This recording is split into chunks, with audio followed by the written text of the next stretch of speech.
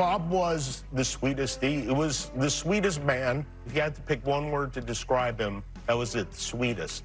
I'm happy to see you. I'm happy to see you, too. I have so many wonderfully kind and supportive texts and emails, calls from Bob. He always had a compliment.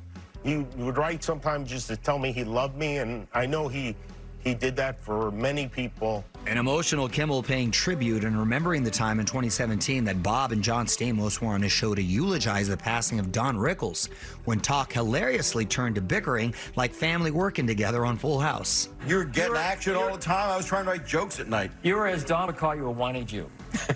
We never imagined that 4.5 years later, we'd be talking about.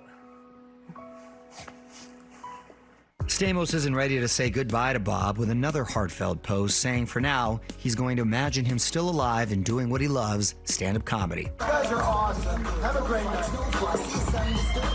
Stamos also shared this reflection of Bob's final night. On his way to the hotel, he calls his beautiful, loving wife, Kelly. He says he feels 26 again, alive.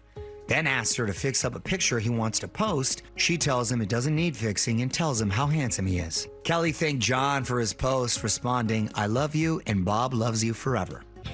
Stamos, along with Bob's Full House family, gathered at Saget's home to pay their respects. Stamos comforting Bob's distraught wife, Kelly Rizzo, with a hug.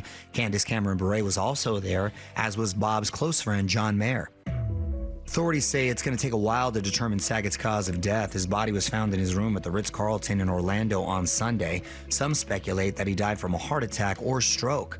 Comedian Tim Wilkins opened the show for Bob on his final night. I talked to him for that hour before the show, and it was one of the best hours. To have him walking the halls saying, "Is Tim here yet?" and walk into my dressing room and say, "I've watched a lot of your clips. I'm really thankful you're doing this show. I'm really grateful you're here with me." And that meant the world. This morning, longtime friend and comedian Mike Young shared the last text he received from Saget with today. Mike was set to open for him at the end of the month. The last text, we were just joking back and forth because we were getting ready to do some shows together. And I said, "Bobby, you got to put me on the poster. You put my face on the poster at this point. We're together over 10 years. And he just made this hilarious picture. And it was me, a giant picture of me and Bob, a tiny Bob in the corner. We just cracked up back and forth about this mocked-up poster that Bob made. Bob was constantly giving himself to others. When he found out Josh Gad's daughters became huge fans of Full House during the pandemic, he sent them this video. "Hi, Ava and Izzy. It's Bob Saget here. Danny Tanner, right?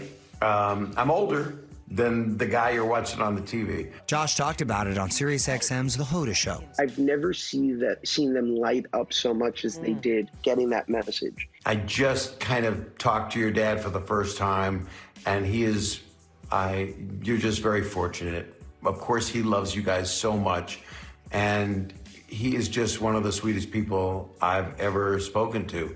So, congrats on having a great dad.